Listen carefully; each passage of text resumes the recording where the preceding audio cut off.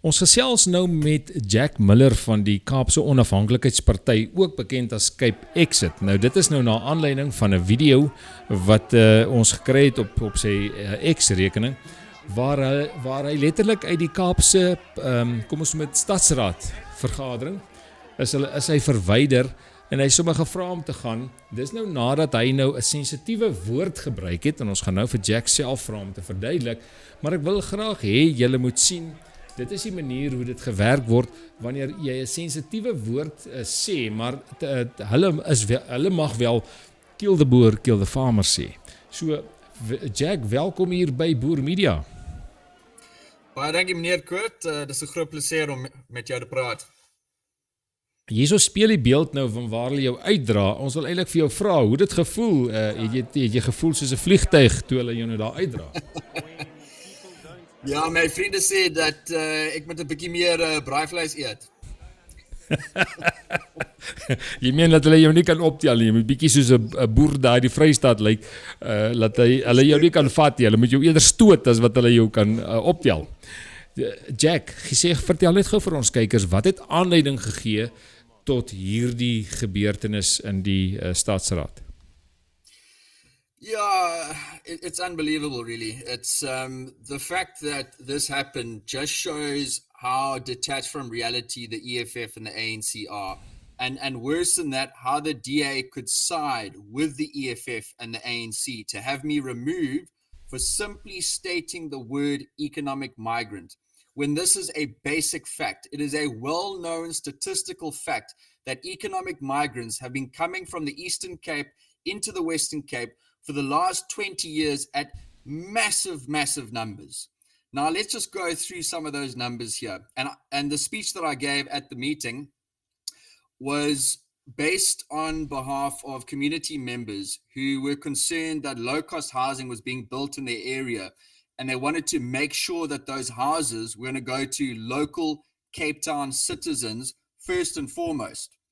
And so in the last 10 years, from 2014, we had migrants living in informal settlements in Cape Town, numbering at about 285,000. Today, we have migrants in informal housing of over 1.5 million.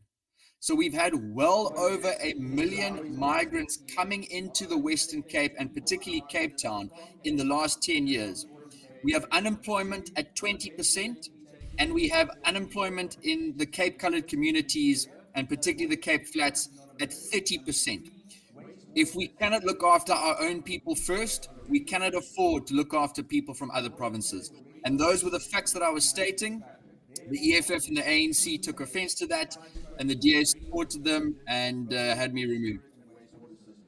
Jack, so do you think that the DA, the speaker, did she do what would you have wanted her to do differently? It's really simple. She should have stuck to the rules. She should have stuck to the basic rules. And the EFF had been causing mayhem in the council from the morning. In fact, there was a part of the council meeting where we were celebrating 100 years of Afrikaans. And they constantly interrupted the mayor during his speech. And they were heckling and they were unruly from the very beginning. She even called for their removal, but for some reason she didn't actually send in security to have them removed. And this unfolded later in the day. So had they been removed earlier in the day for causing the upheaval that they did, it never would have even come to that. I see on one of the X accounts, the Kifner said that I dare Cyril Ramaphosa to call the migrants leaving Eastern Cape to go live in the Western Cape cowards. So just to show you, that, what you have to do, what you're calling the one group, you must also call the other group. But also one thing that I want to show the people here, or what we've noticed, is that you had an interview with Ronaldo, but prior to that, there was something that happened to you with an EFF interview that you had with him. What happened there? Yes, so Ronaldo Goes and Riep van Janbeek on Twitter, on X, they basically, what they did is they were very supportive of me and the incident. They were watching the interview and they recorded it, and they managed to track down some of the individuals that were involved in that interview. I've got no problem talking to anyone. Doesn't matter where you stand on the political spectrum, the reasons why we believe in Cape independence, our vision for what an independent Cape looks like. We believe that we can have a true rainbow nation right here in an independent Cape. And we need to put an end to the racial discrimination and persecution that parties like the EFF and ANC are imposing on us. So I was happy to speak to them and explain our ideas. And it was the most one-sided conversation I have probably ever had.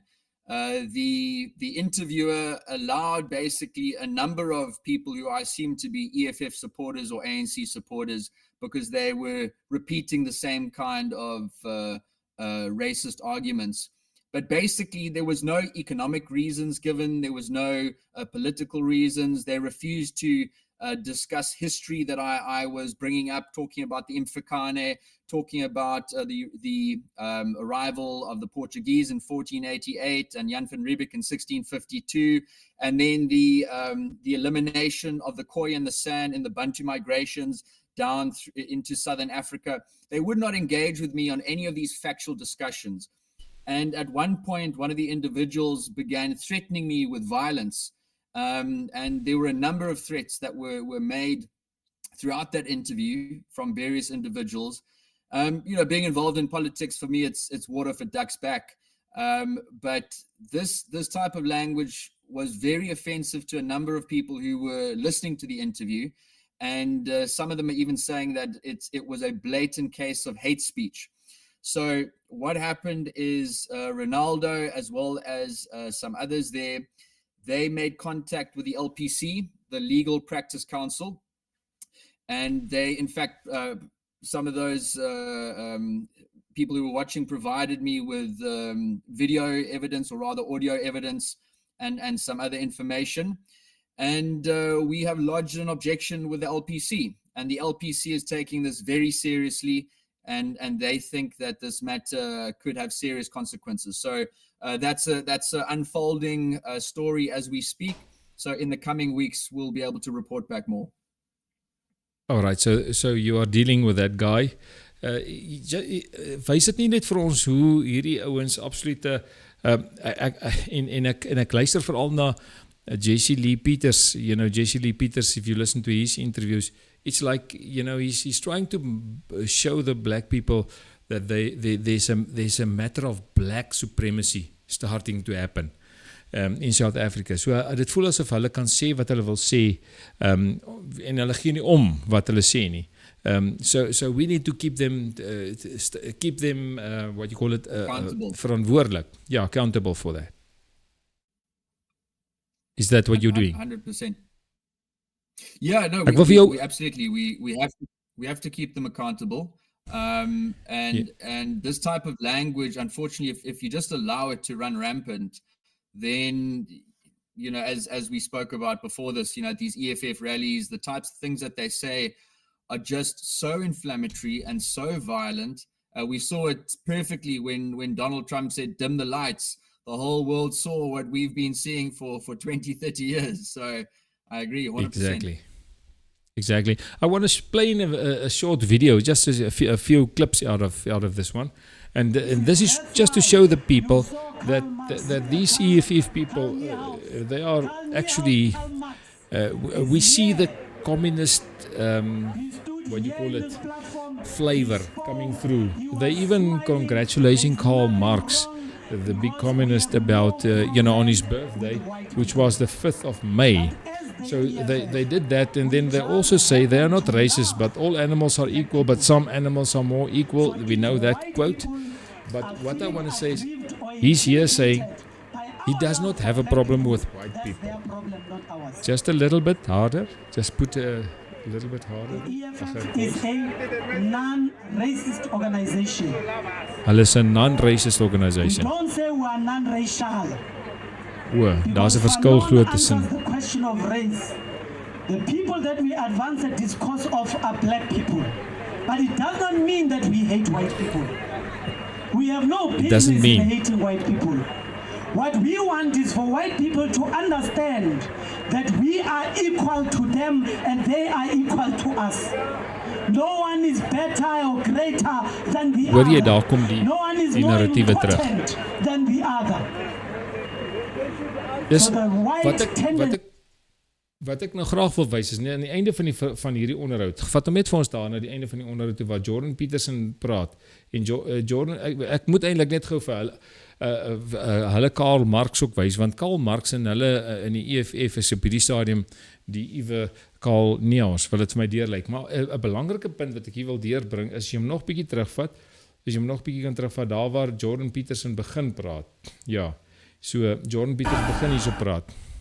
Dan sê hy hierso 'n belangrike ding. I mean, he had hideous views toward black people, all stuff that should get him canceled. Dis nou van Karl Marx wat ons so praat. Anybody. But the things that the left is willing to cancel this or that American figure on because of maybe a statement about race or somebody owned slaves. I mean, what Marx said about black people is unbelievable. You'll be reading letters in German between Marx and Engels and all of a sudden wat Marx gesê het nie, maar kom ons los dit daar. Ek wil net verder opjaag. My punt wat ek wil maak hierso is dat in 'n onderhoud jy kan nog so 'n bietjie aanjaag wat Jordan Peterson en hierdie persoon bietjie vorentoe, bietjie eerste gaan nog terug. Ja, nog terug daai kant toe. Gaan terug daai kant toe. Hierso na toe, daar waar nog terug. Ja, het ons net ek wil net die stukkie spesifieke stukkie kry waar hy goed, kom ons los dit. Waar ek graag die stukkie wou gewys het van waar Jordan Peterson praat en spesifiek sê die mense bedoel wat hulle sê. Hulle dit is nie 'n kwessie van dat jy dit nie bedoel nie. En as dit is aansteeklik en dit filter in na die mense. Dit is nie noodwendig so dat die mense wat daar by daardie optog is dit gaan uitvoer nie, maar dit gaan deur na die gemeenskappe toe en op 'n stadium met die regte katalis dan gebeur hierdie dinge. Wat ek jou wil vra oor julle verder by die CapeXit party. Jack, waarvoor staan die CapeXit party? Wat is julle doelstellings? Wat wil julle bereik? Input op daardie, you know, the whole point behind singing Kill the Boer and this ideology, which, as you're saying, they're in a stadium, they can pretend like this is not going to, that they don't mean it and it's a metaphor, but the reality is that this ideology is pervasive through unfortunately, large segments of South Africa's population. The fact that the EFF is sitting on 10%, you know, just under 10% of the vote, that's 1 in every 10 people in this country has got violent opinions. People do what they say. There's Jordan Peterson. People do what they say they're going to do. So if you're singing Kill the Boer, you better take it seriously. So for those people who are saying, no, we must just relax and there's nothing wrong with this, there's no problem, considering that Boere, and this is something when people ask me about, is there a genocide in South Africa? I say 100% yes. Now, the big mistake that people are making is they go, there's a white genocide. Well, no, I don't think we can say there's a white genocide yet, but we can 100% say that there's a Boer genocide. What is a Boer? A Boer is a white Afrikaans farmer. In 1994, we had 60,000 Boere, 60,000 white Afrikaans farmers. 30 years later, we're now sitting on around 30,000 white Afrikaans farmers, and we've had anywhere from 3,000 to 4,000 Boere murdered in the last 30 years. So that's more than 10% of the current white Afrikaans farmer population that has been murdered, and not just murdered, tortured in the most unbelievable and horrific ways, while politicians are singing and cheering for their murder. So if we extrapolate that in 30 years, we've lost 50% of our white Afrikaans farming community, and so far 10% of that population has been wiped out and not just murdered but tortured, in the next 30 years, that means there's going to be 0 white Afrikaans farmers left. So absolutely, you have to say that group is under serious attack. Ek is bly jy dit nou opgebring, want dit is presies wat ek wil sê, is, want jy, 'n mens moet eintlik, as 'n mens nou wiskundig daarna kyk, moet jy die 60,000 na die 30,000 se decline, se afname ook in ag neem, en dan moet jy die volgende aspekte ook inbring, is dat boere tans baie meer, hulle het harder geword, hulle sekuriteit is rondom hulle plekke, is baie meer in plek as 20 jaar terug. En as 'n mens daarna kyk en mens sien dat hierdie aanslag word net al skerper beplan, net baie meer strategies uitgevoer, dan kom 'n mens regtig waar by dit uit wat jy sê, dat hierdie boere word, daar's regtig waar 'n gefokuste, ek wil amper sê moordaanslag op hulle. Ek wil 'n ander punt vir jou na die tafel toe bring. Nou die dag het ek ook met mense gepraat en dan sê hulle, nee, ons het nie 'n volksmoord nie, this is not a genocide. Maar as jy die 3000 wat jy nou gesê het, die 3000 mense wat nou oor 30 jaar gebeur het, as jy dit vat en jy maak 'n 30 dae wat hierdie boere vermoor is, dan eweskielik is hulle bereid om te sê, ja, dis is 'n genocide. So al wat ons net hiersommee te doen het, is 'n tydsfaktor. So die massamoord vind dalk nie fisies in die strate, weet, elke dag so groot, of in 'n weekperiode plaas nie, of in 'n maandperiode plaas nie, maar dit vind oor 30 jaar plaas. En daarom sê baie van ons mense onkundiglik, sonder dat hulle dit besef, dat ons nie 'n volksmoord het nie. Dis 'n goeie punt, dis 'n baie goeie punt. En die probleem daar is dat it reminds me of the words of Dr. Mario Ambrosini and his book when he spoke about Cyril Ramaphosa, who said that their communist strategy for the whites in South Africa would be to boil them alive like frogs in a pot, slowly raising the temperature over time, bit by bit by bit, until eventually the frog doesn't realize that the temperature is being risen and then eventually boils to death. And I think that's absolutely your point there about the time factor. People would be entirely aware of how bad the situation is if the time factor would have been a bit closer. But I believe this is the strategy. They want it to be a slow process. Yeah. I believe so too. Just before we continue, let's just play this because we found it now, this clip. Let's just play this clip. People do what they say they'll do. That's my view. You want to know what Hitler was going to do? Read Mein Kampf. Wanneer die ANC praat met sy eie mense, Fikile Mbalula, die president, die adjunkpresident, en sê die onteieningswet gaan ons gebruik om te onteien, praat hy met sy eie gehoor. Maar jok hy dan? Nee, maar wag nou, alle politici doen dit. Alle politici praat met sy gehoor.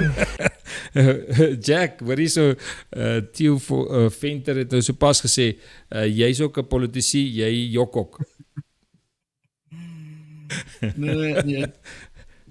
Dis 'n groot grap. I mean, how can they not take these words seriously? And by the way, there was a fantastic interview that Ernst van Zyl did there. He's really Ernst Roots, yeah. Really, you mean on this one, on the yeah. Yeah, Ernst van Zyl. Yeah, he's really a fantastic spokesperson for the cause in South Africa. And I think he answered the questions very well on this platform. I watched that interview, and it's absurd. It's really how some of these people go along with this. You know, when I listen to that guy speak, that reminds me of John Steenhuisen and the DA sitting there in the White House supporting Cyril Ramaphosa and saying that no, everything's fine in South Africa. These people are sickening, absolutely sickening. We need radical change in this country, absolute radical change.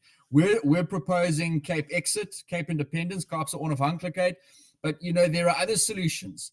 At least decentralization, or maybe a tax revolt, or you know, like AfriForum and those groups are doing, decentralizing power down to local communities.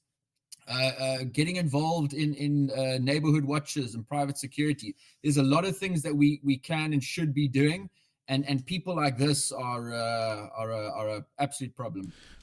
Can you just explain to the audience, or the viewers, just how does this decentralization, when they talk about and when everybody talks about decentralization, what does that mean, and how does it fit into the to self-determination to become independent? So basically, the plan for the Cape Independence Party and for the Cape Independence movement as a whole is, once we've made the Western Cape an independent country, we would implement a system of decentralization where each municipality within the Cape would almost be a self-governing entity, where the communities there can determine their own political policies, their own taxes, how those taxes are spent. And the shorter the distance between voter and taxpayer and government administrative body, the shorter that distance, the less possibility for corruption, for nepotism, for stealing of money, and for accountability. So when we're paying taxes here in Cape Town and the Western Cape, and it's getting sent all the way up to Pretoria, and it goes into this black box and no one knows how they're spending it and this and that, it creates this ability for the government to do the things that they've done. In the last 30 years, as we know, they've stolen over 1 trillion rand that's gone to a mere 100 people, which is absolutely mind-blowing. And I know how they've stolen 1 trillion rand, and I'll tell your listeners now exactly how they've stolen 1 trillion rand. And it's come from places like us here in the Cape. 2025 tax numbers. We here in the Western Cape paid the national government 325 billion rand in taxes. We got back in our provincial and local allocations a total of 73 billion rand. That means we've got direct access to 22% of the taxes that we paid. We've lost almost 80%.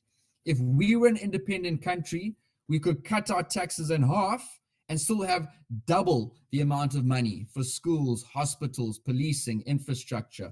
So Cape Independence is an absolute no-brainer, and we would have to have a decentralized system to keep the government accountable and to give power down to the communities where it should be.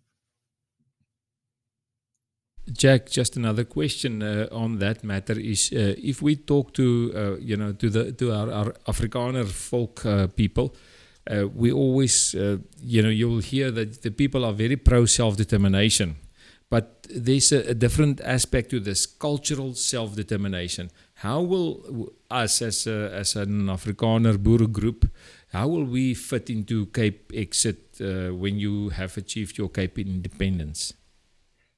I think an independent Cape is going to be one of the greatest blessings, not just to the Cape, but to all of our neighbors around us. I think it'll be like a domino effect. And we're not the only independence movement within South Africa.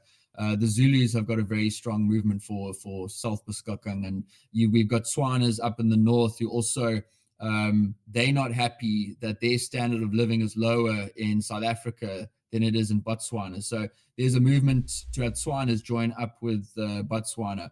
The Sothos in Lesotho feel that the territory that the British Empire granted them when they became an independent country in 1966, they feel that territory resulted in tremendous land loss for them. And I might add, we're probably one of the only countries in the world that have 2 independent countries within our borders, Lesotho and Swaziland, 2 independent countries. That shows that South Africa is not a natural country. After the British Empire committed genocide and the first concentration camps after the Anglo-Boer War, they put together a vast number of independent countries. And so the reason independence for the Cape will be good, not just for us, but for everyone around us, is because we believe that this will set in motion the political and economic and social forces which will result in more decentralization. And we're not just opposed to the ANC government. We were opposed to the centralized policies of the National Party. We were opposed to the very organization and entity that got us into the mess in the first place, the British Empire in 1910. We support the EFF in wanting to dismantle colonialism. Let's put an end to colonialism. Let's put an end to the British Empire, which created this artificial country called the Union of South Africa in 1910, and let's give political, economic, and social power back to local communities and decentralize the political system. Jack, ek gaan inderdaad, I think we'll have to follow up on this conversation at a later stage. But just for people that wants to know a little bit more about where to contact you and how to get hold of you guys, do you mind providing us with some information? 100%, yeah. If anyone would like to find out more about our manifesto and our long-term vision, they can please visit us at www.CapeXitParty.com, and that's spelled CAPEXIT, CapeXitParty.com, or write us an email at cape@CapeXitParty. And we're building up now towards the elections next year, 2026, and things are looking really exciting. We think that our time has come, and people have grown tired of this centralized ANC government. And Cape Independence will be fantastic for us, and will be fantastic for everyone across the country. Nou Jack, hierdie boertjie het nou op hierdie stadium milsteek as gevolg van hierdie baie Engels wat ek gepraat het in hierdie onderhoud, maar ons sê vir jou baie dankie dat ons met jou kon praat. 'n Laaste woord vir ons kykers. Baie dankie meneer Kurt. It's been an absolute pleasure. It was great the first time, and it's even better the second time, and I look forward to doing many more in the future. Dan sê baie dankie. Dan wil ons vir al ons kykers sê tot 'n volgende keer. Mooi loop.